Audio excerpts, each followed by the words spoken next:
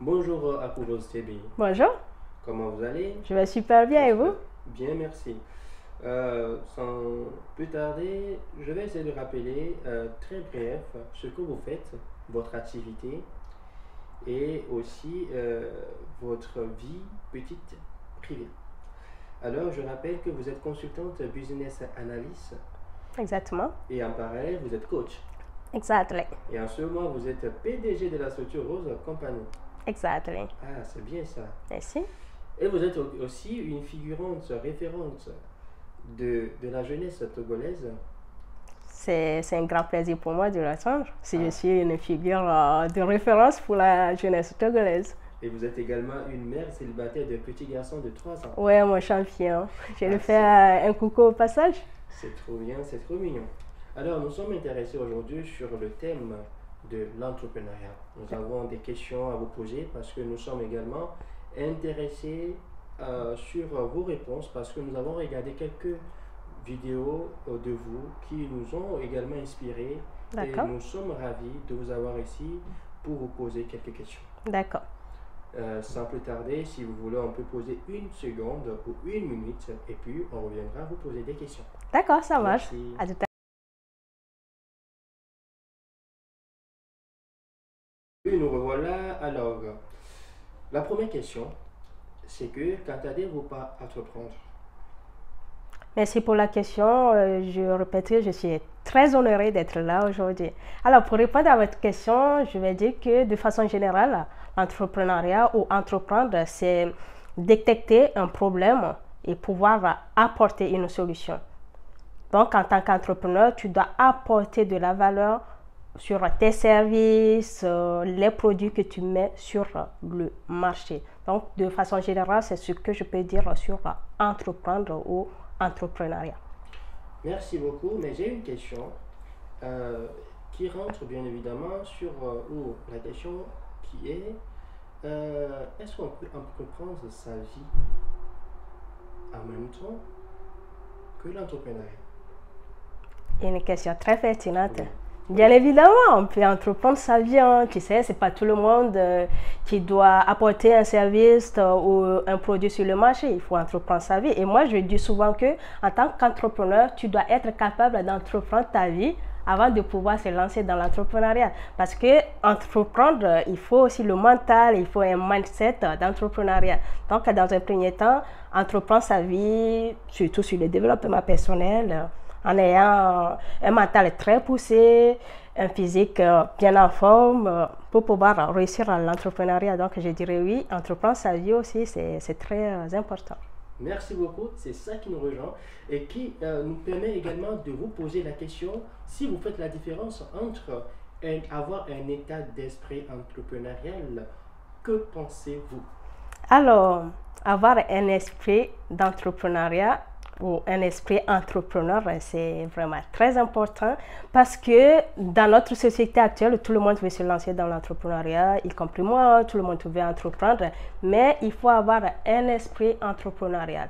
Surtout dans les moments difficiles, quand tu rencontres des obstacles, tu dois vouloir les affronter en ayant cet esprit-là. Parce qu'il y a des gens qui se lancent et arrivent à un moment quand il y a des obstacles, quand il n'y a pas le chiffre d'affaires qui augmente, quand il n'y a pas de clients, ils abandonnent. Donc ces gens-là n'ont pas pris le temps en amont d'avoir cet esprit entrepreneurial pour pouvoir se lancer. Donc, Merci pour votre réponse pertinente. Ça aussi, ça rejoint directement à la question d'avoir un esprit d'entrepreneuriat parce que nous avons des gens qui sont confus bien évidemment, à faire la différence entre esprit d'entrepreneuriat ou bien être entrepreneur. C'est vrai qu'il y a certains moments, on a besoin de courage, on a besoin des pouces, on a besoin bien d'autres moyens, des actions qui peuvent permettre à quelqu'un, à un junior entrepreneur, d'arriver aussi au sommet. Mais on nous dit souvent qu'il faut avoir un esprit d'entrepreneuriat, il faut avoir un esprit comme vous, vous êtes une figurante aujourd'hui dans l'entrepreneuriat, vous êtes dans le domaine de l'agriculture digitale, tout ce qui est numérique, l'informatique, oui. l'informatique, tout ça. Donc, donnez-nous aujourd'hui un sens vraiment de l'esprit d'entrepreneuriat. Merci pour cette question. C'est vrai, il y a beaucoup d'incompréhension ou de nuances quand on parle d'entrepreneur ou avoir un esprit entrepreneurial.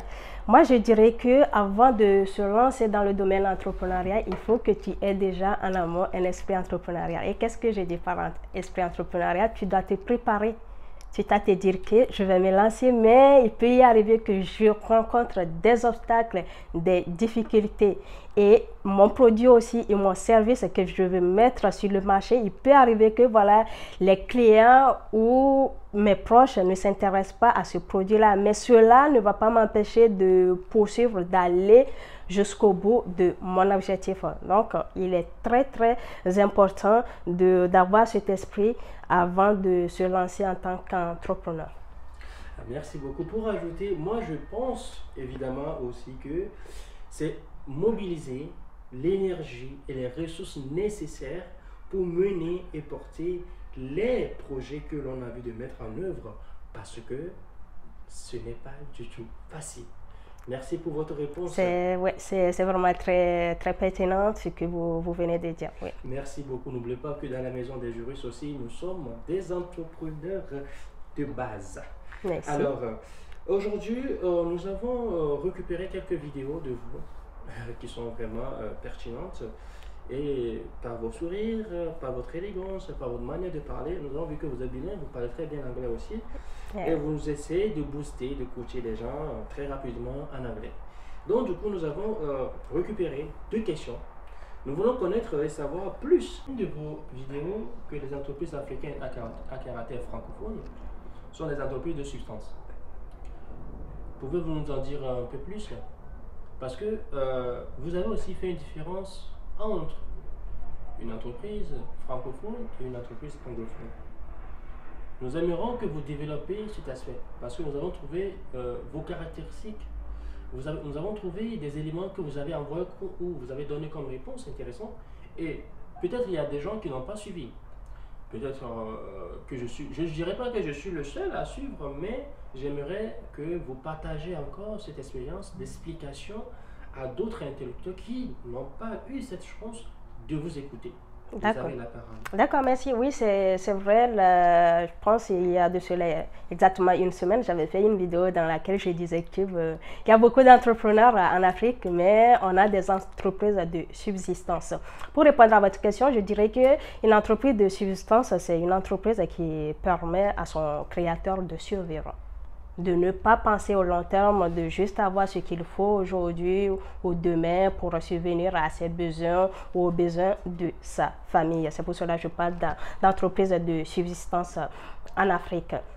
Alors que dans la réalité, pour avoir une entreprise ou être entrepreneur qui rentre dans la compétition mondiale, il faut vraiment viser à long terme. Il ne faut pas se limiter juste à 2 ou 3 jours ou voire une année. Il faut vraiment viser à long terme. Penser à la génération d'aujourd'hui. Est-ce que mon produit que je mets sur le marché, mon service que je mets sur le marché va apporter une solution à cette génération d'aujourd'hui et à la génération des futures générations qui vont suivre. Donc, il faut vraiment penser à ça. Je pense que c'est le frein qui est en Afrique, surtout dans les entreprises francophones, qui ne permettent pas aux entreprises de se développer ou de se classer sur le rang mondial. Alors, pour répondre à votre deuxième question, vous avez voulu savoir qu'est-ce qui fait la différence entre une entreprise... Vu que vous parlez 2 langues, des fois vous parlez l'anglais, des fois vous parlez le français, et vous avez dit aussi lors de nos échanges que vous êtes coach pour les gens aussi qui viennent du côté anglophone. Bien évidemment. Et que vous travaillez aussi avec eux. Donc du coup, c'est la raison pour laquelle moi je suis intéressé de vous poser cette question. Peut-être que ça peut nous aider parce que moi je suis côté francophone aujourd'hui. D'accord. Donc nous voulons tous évoluer dans nos perspectives d'activité. Donc ça serait bien de nous donner quelques éléments clés pour qu'on puisse aussi arriver à l'échelle anglophone. D'accord. Merci. Avec l'expérience ou pour avoir coaché des entrepreneurs anglophones et francophones, j'ai remarqué qu'il y a vraiment une différence. Un anglophone, il a vraiment un mindset différent de mindset francophone. L'anglophone, lui, quand il se lance dans une activité, il se dit que voilà, ça va marcher, quoi.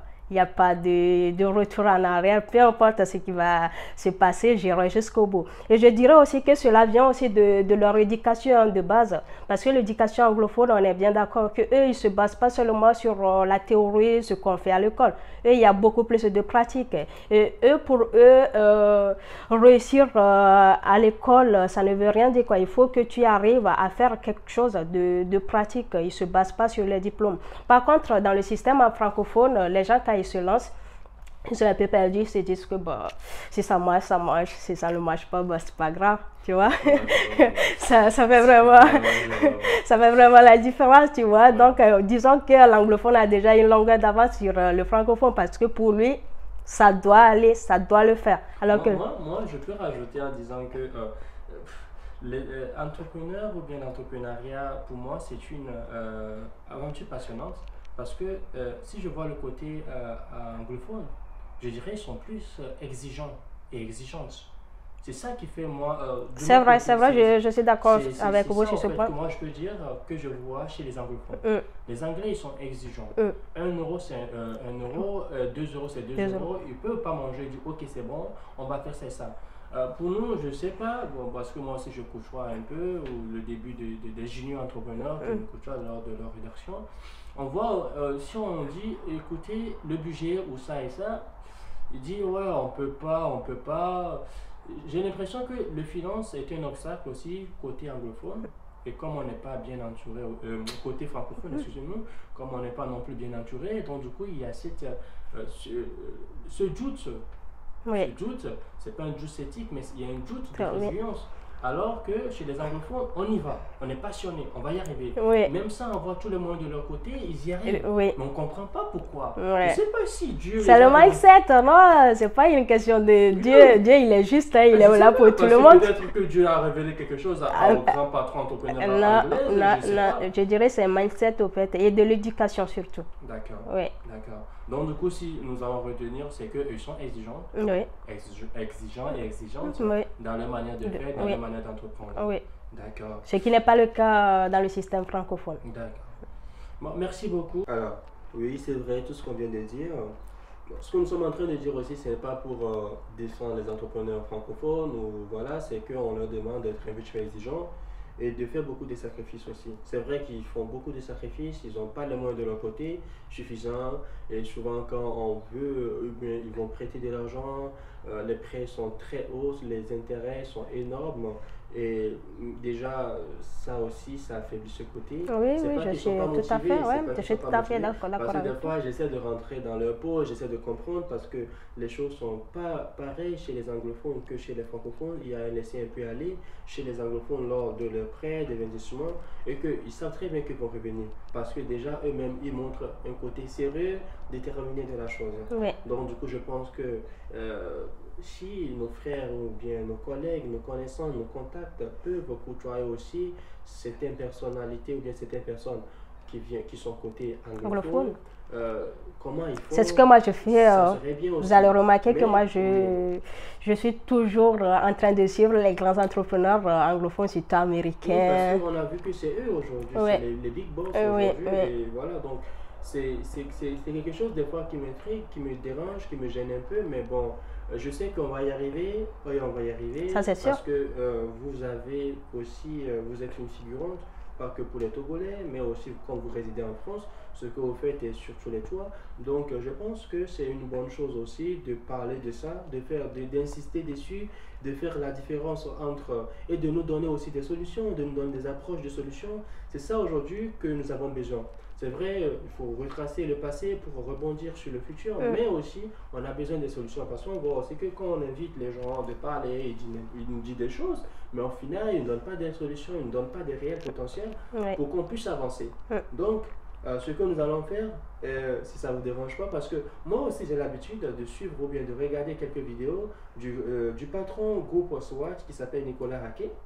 Je ne sais pas si vous connaissez. Pour lui, oui, cela me dit quelque chose. Oui. Pour lui, un entrepreneur d'abord c'est un artiste. Est-ce que vous êtes d'accord avec moi? Oui, je suis tout à fait d'accord avec vous.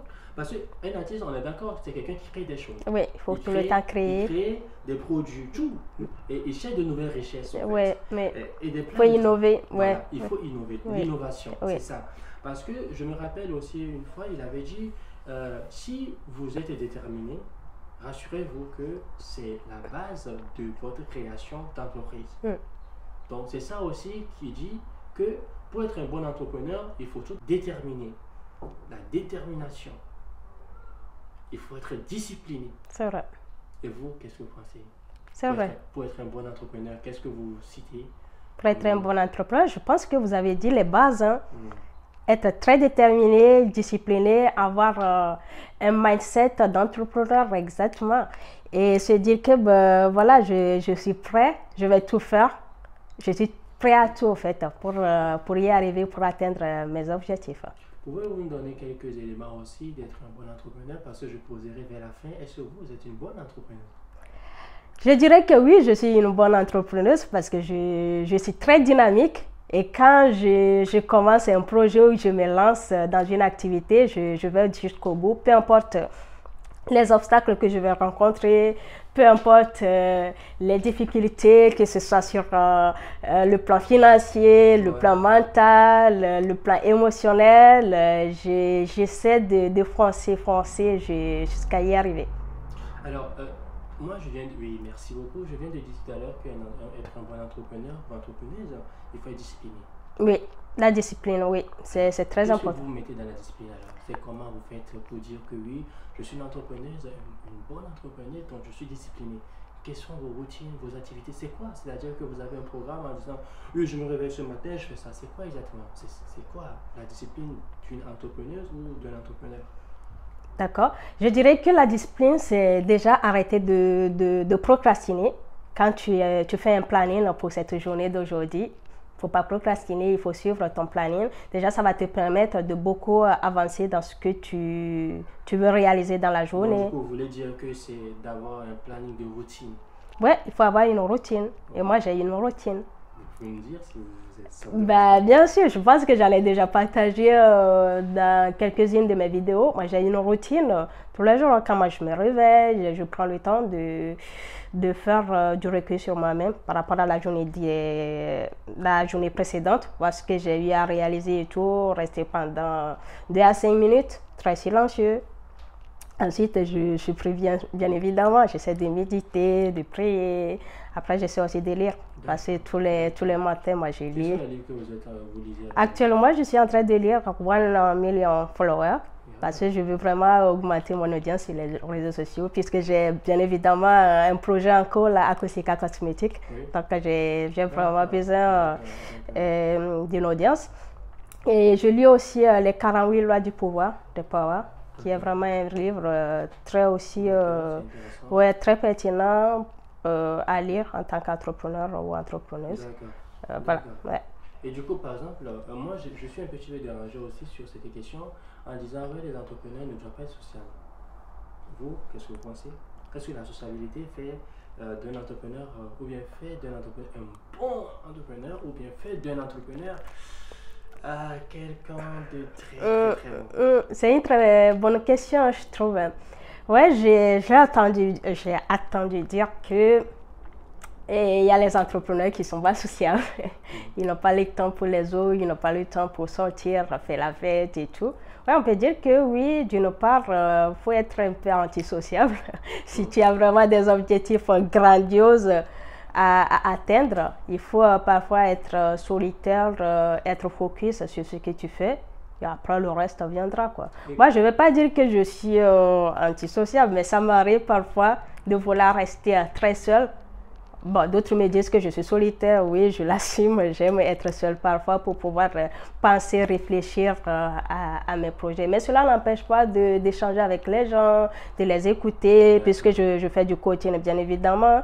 Mais ça, c'est côté business, j'écoute les gens à longueur de journée me parler de leurs projets. Mais dans ma vie personnelle, oui, je peux dire que je suis parfois solitaire ou on peut dire un peu antisocial. Parce que moi, je pense que être sociable aussi, ça ne veut pas dire que vous rajoutez ou bien vous êtes avec des gens qui peuvent vous empêcher de ne pas effectuer vos tâches ou bien de réaliser vos projets. Mais par contre, ces gens peuvent vous donner des conseils ou bien que ces gens aussi. Oui, je l'ai bien mentionné. Oui. Apparemment, c'est-à-dire que vous pouvez lors de vos échanges prendre quelques informations. Oui. Et que c'est vrai que les entrepreneurs ont ces difficultés de faire ça parce qu'ils ont un planning, je dirais, très bien chargé. Alors, moi, des fois, je dirais peut-être qu'il faut être avec des bons. C'est ça même l'expression. Ouais. Donc, moi, ça ne me dérange pas d'être avec des gens parce que je dis, ok, de toute façon, le groupe ou avec les gens, sont des bons. Donc, du coup, ça me permettra d'avoir des échanges qui peut me pousser à réaliser mes objectifs, à atteindre mes objectifs, bien évidemment, et à atteindre aussi un niveau, pas forcément comme eux dans l'immédiat, mais arriver à leur niveau. Donc, il faut un petit peu rajouter ce côté-là. Oui, de ne pas voir que le sens négatif d'être sociable, de sociabilité, mais aussi de tirer un profit, les avantages. Des avantages dedans. Parce que si nous restons tous en disant, ouais, on est entrepreneur pour rester dans le camp, comment vous trouverez des clients? Parce que des fois, vous pouvez trouver des clients juste en rigolant, en s'amusant, en disant quelque chose dans un groupe donné, dans un environnement. Par exemple, moi, personnellement, sur scène, je participe à 2 ou 3 événements. Je ne suis jamais à 5-5 avec les gens. Oui, c'est aussi ma manière de voir les choses. Mais ça ne veut pas dire de moi, ça veut pas dire que je ne suis pas sociable ou bien, non. C'est parce qu'il y a un temps pour tout. Donc, moi, je dirais aussi aux entrepreneurs d'être un petit peu comme ça. Pas forcément comme moi. Moi, je ne suis pas comme vous, à court de bien. Mais ça peut arriver aussi de mettre dedans. Il y a aussi quelque chose que je dis souvent quand j'invite les gens, bien quand j'échange avec les gens, c'est côté résilience. J'aimerais que vous me parliez un petit peu de... Parce que ce que je suis en train de dire, c'est que j'aimerais bien que les entrepreneurs qui vont écouter ça, les juniors entrepreneurs qui vont écouter cette audience que nous sommes en train de faire, puissent au moins détecter les caractéristiques ou bien les bons éléments d'être un bon entrepreneur. Parce que c'est important, c'est évident. Chacun parle de son expérience. Chacun parle de comment il a commencé à vendre tomates ou bien, je ne sais pas, comment il a commencé à vendre à brownie, je ne sais pas. Comment il a commencé à vendre des trucs jusqu'à aujourd'hui. Et BC, comment il a commencé. Mais nous, on veut savoir qu'est-ce qui fait de toi ou bien d'un entrepreneur qui soit bon dans le temps, dans l'espace. Je ne dirais pas à l'époque, je ne dirais pas non plus de génération en génération, mais qu'est-ce qu'on peut suivre? C'est pour ça que je fais venir côté de résilience. Qu'est-ce que vous pouvez nous dire sur ce point?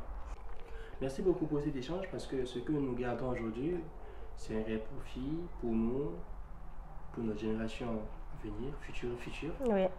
Et donc, du coup, nous avons une question juste pour savoir aujourd'hui par rapport à la vision de Rose Company.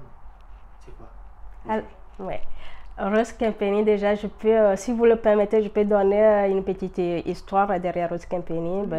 Rose Company a été créée dans le but d'accompagner surtout les entreprises juniors, les gens qui veulent se lancer mais qui n'ont pas les idées en place, ils ne savent pas par où commencer et tout. Donc, c'était le but derrière cette création de Rose Company. Donc, nous avons commencé par des consultations, ensuite le coaching, à suivre les juniors entrepreneurs qui vont devenir, bien sûr, des grands entrepreneurs plus tard, à écrire leur projet et ensuite le réaliser dans le temps.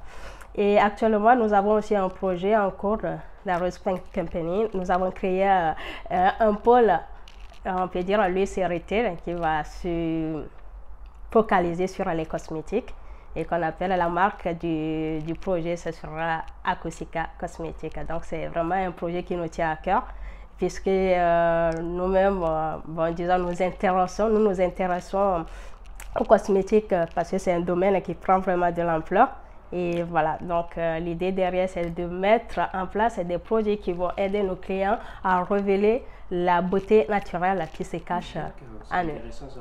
Donc du coup, vous êtes soit sur le plan intellect et en même temps sur le corps, sur l'aspect du corps. C'est-à-dire vous remettez une personne dans toute sa splendeur et dans tout ça. Exactement, vous avez tout compris, monsieur. C'est bien ça. Vous faites le coaching de l'âme et puis vous rendez le corps beau. C'est bien, c'est intéressant. Et pourquoi vous donnez souvent votre nom à tout ce que vous créez? Bah, parce que déjà ma personnalité ou mon nom, c'est ma marque. J'aime bien mettre, parce que c'est ça qui me définit. Quand quelqu'un dit par exemple Akuro Tchebi, bon, ça te donne déjà une idée. Je ne vais pas aller inventer un nom qui n'a rien à voir avec ma personnalité.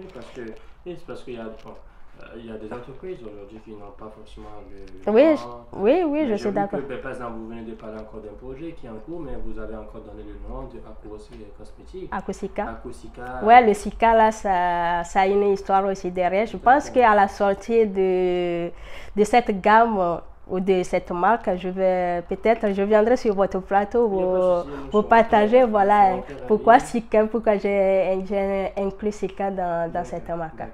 Merci beaucoup et nous sommes presque arrivés à la fin. Si vous avez quelques mots à partager ou soit encore à côté d'une minute, 2 minutes pour lancer une sorte de motivation à des gens ou à des entrepreneurs ou à des pré-entrepreneurs, c'est-à-dire les gens qui sont en train de réfléchir comment mettre quelque chose en place. Si vous avez encore quelques mots, ça serait l'occasion de partager avec nous, de les encourager, de les booster, de les motiver. Vous avez 2 minutes. Merci. Alors, s'il y a des entrepreneurs, des futurs entrepreneurs qui nous suivent actuellement, je vais leur dire que foncez. Peu importe ce que vous avez comme idée, il n'y a jamais de mauvaise idée. Et la population a besoin de vous. Lancez-vous. Ne lâchez rien. Si vous rencontrez des difficultés, apparemment, dites-vous que c'est légitime et c'est temporaire. C'est légitime. Ouais, c'est légitime. Merci beaucoup. On va garder sur ce point. Nous dirons que tout ce que vous allez faire, c'est légitime en tant qu'entrepreneur. N'abandonnez jamais et aussi profitez. Faites un tour sur Amazon et n'oubliez pas d'acheter le livre N'abandonnez jamais de Akuro TV. Au final, elle a son nom sur tous ses produits. Merci bien et à très bientôt. Merci, au revoir. Merci pour l'invitation.